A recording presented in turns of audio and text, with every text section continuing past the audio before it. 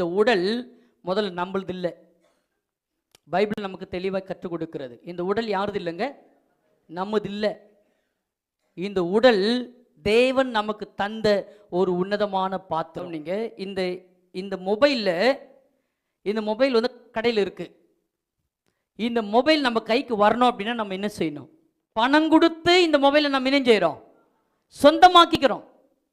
அவங்கிட்ட இருக்கு, இந்த மொபைல் அவங்க கையில் இருக்கு.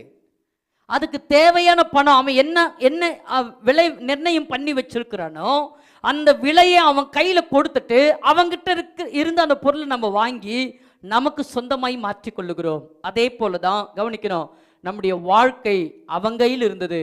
இயேசு கிறிஸ்து தன்னுடைய சொந்த ரத்தத்தை சிந்தி விலைக்கிரயமாக்கி, கவனிக்கணும் கர்த்தருடைய பிள்ளைங்க, எவ்வளவு தேவைன்னு தெரியுமா? அவனுக்கு எவ்வளவு தேவை தெரியுமா? கவனிங்க, இந்த ஒரு மொபைல் வாங்கணும்னா ஒரு 10,000 15,000 20,000 30,000 நிர்ணயம் பண்ணி வச்சிருக்கிறாங்க. அவங்கிட்ட இருக்கிற நம்ம வாழ்க்கை மீட்டெடுப்பதற்காக, அவன் கையில் இருக்கிற நம்ம சந்தோஷத்தை மீட்டெடுப்பதற்காக, அவன் கையில் இருக்கிற நம்முடைய ஆசீர்வாதத்தை மீட்டெடுக்க வேண்டும் என்பதற்காக அவனுக்கு எவ்வளவு தேவைப்பட்டது தெரியுமா? இயேசு கிறிஸ்துவுக்கு உள்ள இருக்கிற அவ்வளவு ரத்தமும் தேவைப்பட்டது. என்னை கேட்டுக்கொண்டிருக்கிற கர்த்தருடைய பிள்ளையே, அவர் தன்னுடைய சொந்த இரத்தத்தை நமக்காக சிந்தி அவருக்கு சொந்தமாக வேண்டும் என்பதற்காக நம்மை மீட்டெடுத்திருக்கிறார். எத்தனை பேர் ஆமென் சொல்றீங்க?